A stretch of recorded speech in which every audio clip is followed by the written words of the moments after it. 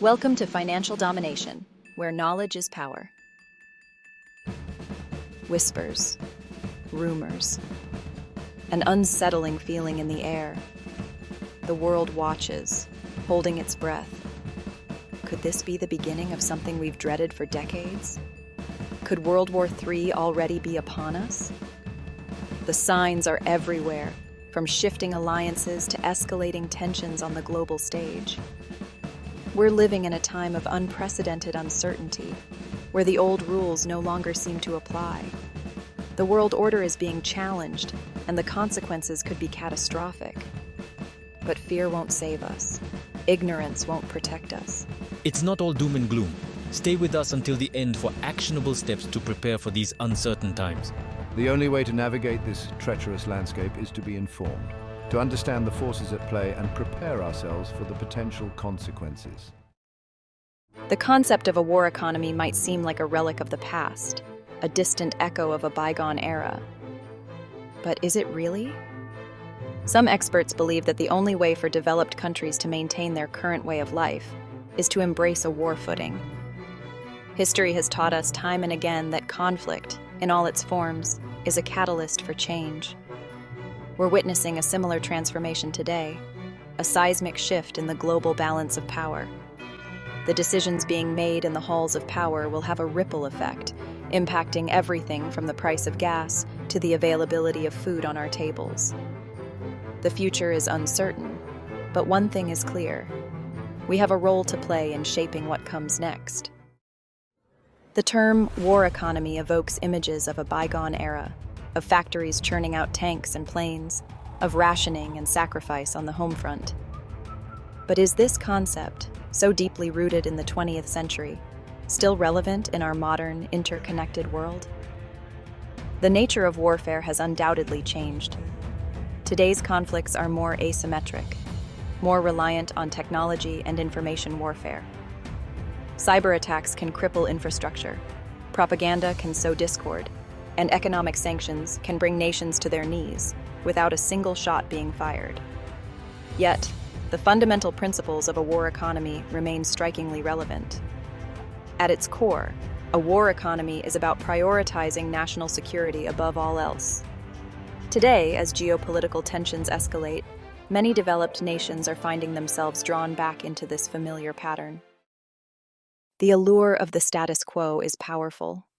For those fortunate enough to live in developed nations, the idea of maintaining our current levels of prosperity can be compelling. But is it a realistic goal in a world undergoing such rapid and profound transformation?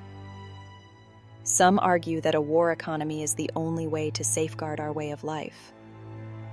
However, this perspective overlooks a crucial truth. The status quo is already crumbling. Climate change, resource scarcity, pandemics, and widening inequality are all exerting immense pressure on our societies. These challenges cannot be solved through military might or economic protectionism. The choice we face is not whether to defend the status quo, but how we will adapt to this new reality. The world watched with bated breath. In North Korea, two figures, shrouded in an aura of power and mystery, came face to face. Vladimir Putin, the enigmatic leader of Russia, And Kim Jong-un, the reclusive supreme leader of North Korea, met in a display of unity that sent shockwaves through the global political landscape. Officially, the meeting focused on strengthening bilateral relations, particularly in the areas of trade and military cooperation. However, many analysts believe the agenda went far deeper, signaling a strategic alignment between two nations increasingly at odds with the West. Could this be a sign of a new Cold War, with alliances solidifying along ideological and geopolitical lines? The potential for military cooperation between Russia and North Korea is particularly concerning. Russia, with its vast military arsenal and experience in modern warfare, could provide North Korea with advanced weaponry and technology. This, in turn, could upset the delicate balance of power in the Asia-Pacific region. Furthermore, closer ties between Moscow and Pyongyang could have implications beyond the Korean peninsula. North Korea has a history of exporting military technology, including missiles and components for weapons of mass destruction. The international community faces a daunting challenge in navigating this complex geopolitical landscape. Dialogue and diplomacy remain crucial, but they must be backed by a clear understanding of the stakes involved. For decades, the Saudi riyal has been pegged to the US dollar, a testament to the enduring partnership between the world's largest oil producer and the world's largest economy. This arrangement, the bedrock of the petrodollar system, has underpinned global financial stability and fueled the growth of both nations. But this seemingly unshakable foundation is showing signs of strain. Saudi Arabia, under the ambitious leadership of Crown Prince Mohammed bin Salman, has embarked on an ambitious plan to modernize its economy and reduce its dependence on oil. The petrodollar system, while providing stability, also limits Saudi Arabia's financial flexibility. Furthermore, the increasing use of sanctions as a tool of U.S. foreign policy has raised concerns in Riyadh about the potential for economic coercion. These concerns have led Saudi Arabia to explore alternative currency arrangements for its oil exports. The potential shift away from the petrodollar system is not merely an economic issue. It represents a seismic shift in the geopolitical landscape. The US dollar's status as the world's reserve currency has long underpinned American economic and military might. A move by Saudi Arabia, a long-standing US ally, to challenge this system would be a major blow to American prestige and influence. Furthermore, the adoption of alternative currencies for oil transactions could lead to a fragmentation of the global financial system. The social and political ramifications of such a shift are equally profound. The erosion of the US dollar's dominance could lead to inflation and economic hardship in countries heavily reliant on the dollar. The decisions made by Saudi Arabia and other major oil producers in the coming years will have far-reaching consequences for the global economy and geopolitics. In the shadow of escalating global tensions, a new constellation of power is emerging. The BRICS nations, Brazil, Russia, India, China, and South Africa, are drawing closer, united by a shared desire to challenge the existing world order. Driven by a combination of economic might, demographic weight, and geopolitical ambition, the BRICS nations are leveraging their collective influence to reshape global institutions. The economic rise of the BRICS is undeniable. China, in particular, has emerged as a global economic powerhouse, challenging the United States for economic supremacy. Together, the BRICS nations represent a significant and growing share of global GDP, trade, and investment. The BRICS nations are increasingly assertive in international forums, challenging the dominance of the West and advocating for a more equitable world order. One of the most significant aspects of the BRICS alliance is its potential to challenge the dominance of the US dollar as the world's reserve currency. For decades, the dollar has reigned supreme, underpinning global trade, finance, and investment. However, the BRICS nations, along with other countries, are increasingly questioning the sustainability and fairness of this US-centric system. To reduce their dependence on the dollar, the BRICS nations are exploring alternative currency arrangements. They are promoting the use of their own currencies in bilateral trade, establishing currency swap lines, and developing new international payment systems. The shift away from the dollar, if it gains momentum, could have profound implications for the global financial system. It could also erode the United States' economic and geopolitical power, potentially leading to a more multipolar world order. The rise of the BRICS alliance, coupled with other geopolitical shifts, is fueling speculation about a transition towards a multipolar world order. In this scenario, power would be more evenly distributed among multiple centers of influence, rather than concentrated in the hands of a single superpower. Proponents of a multipolar world argue that it would be more stable and equitable.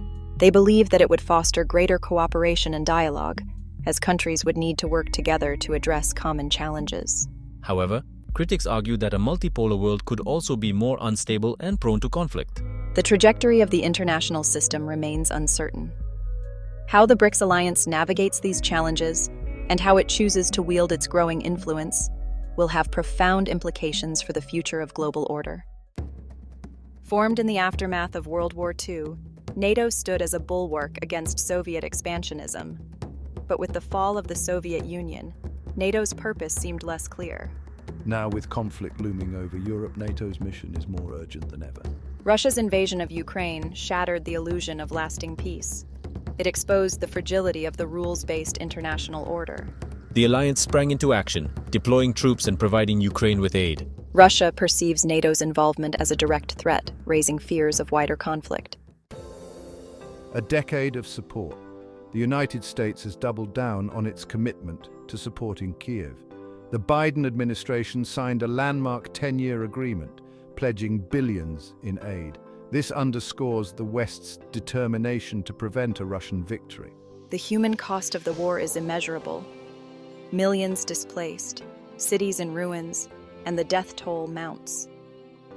The aid package aims to rebuild infrastructure and bolster defenses, but it raises the specter of a protracted conflict. Critics argue it could fuel a proxy war and escalate violence. They warn of unintended consequences and spillover effects. The Biden administration argues that supporting Ukraine is essential for defending democracy. Section 1. A line in the sand. The war in Ukraine has drawn a stark line in the sand, dividing the world into two opposing camps. On one side stands Russia, isolated and sanctioned, but determined to achieve its objectives in Ukraine, no matter the cost. On the other side stands NATO, united in its support for Ukraine, but grappling with the risks and uncertainties of a protracted conflict. The situation is volatile, with the potential for miscalculation and escalation ever present.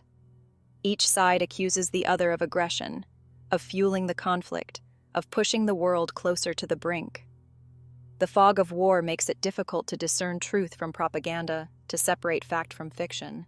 In this climate of fear and uncertainty, one thing is clear: the stakes have never been higher. The decisions made in the coming weeks and months will determine the fate of Ukraine, the future of Europe, and perhaps the course of the 21st century. The world watches, waits and prays for peace, but prepares for the worst. Section 2. The drums of war. The world is on edge. The drums of war beat louder now, a steady, ominous rhythm that echoes through the corridors of power and into our living rooms. We've explored the shifting alliances, the economic tremors, the military buildups. The pieces are in motion. The game of global dominance is afoot, and the stakes have never been higher. From the halls of the Kremlin to the bustling streets of Beijing, from the oil fields of Saudi Arabia to the tense border between Ukraine and Russia, the signs are impossible to ignore. We see it in the eyes of world leaders, in the frantic pronouncements of experts, in the quiet anxieties whispered from neighbor to neighbor. The world is holding its breath, bracing for an impact we can't quite foresee. Is this the inevitable march towards World War III, the cataclysm we've dreaded for generations? There are no easy answers, no guaranteed outcomes. The future, as always, remains unwritten.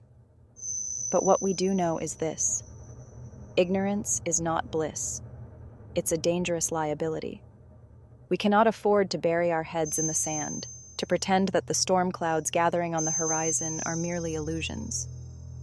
We must face this reality head-on, armed with knowledge, with awareness, and with the courage to demand a different path, a future where diplomacy triumphs over destruction, where cooperation prevails over conflict. Section 3. Staying ahead of the curve. This isn't about succumbing to fear. It's about embracing preparedness. We've entered an era where knowledge is power, where staying informed is our best defense against the unknown. Seek out reliable sources of information, diversify your media diet, and be wary of propaganda and misinformation. Connect with others, engage in thoughtful dialogue, and challenge your own assumptions. The more informed we are, the better equipped we'll be to navigate the challenges ahead. Prepare for economic uncertainty. The global economy is in a state of flux, and the consequences of conflict, whether direct or indirect, will be felt far and wide. Consider your own financial situation. Explore ways to diversify your income and prioritize essential needs. Build community resilience. In times of crisis, our greatest strength lies in our ability to come together as communities, to to support one another, and to pool our resources. Connect with your neighbors, get involved in local initiatives, and explore ways to build a more self-sufficient and resilient community. The future may be uncertain, but one thing is clear. Our actions, our choices, and our willingness to engage will shape the world to come. Let's choose wisely. Don't get scared. Be prepared. Thanks for watching until the end. Please like, subscribe, and share with anyone that you care about. You can click the bell to stay up to date and to get notified of future updates from the channel.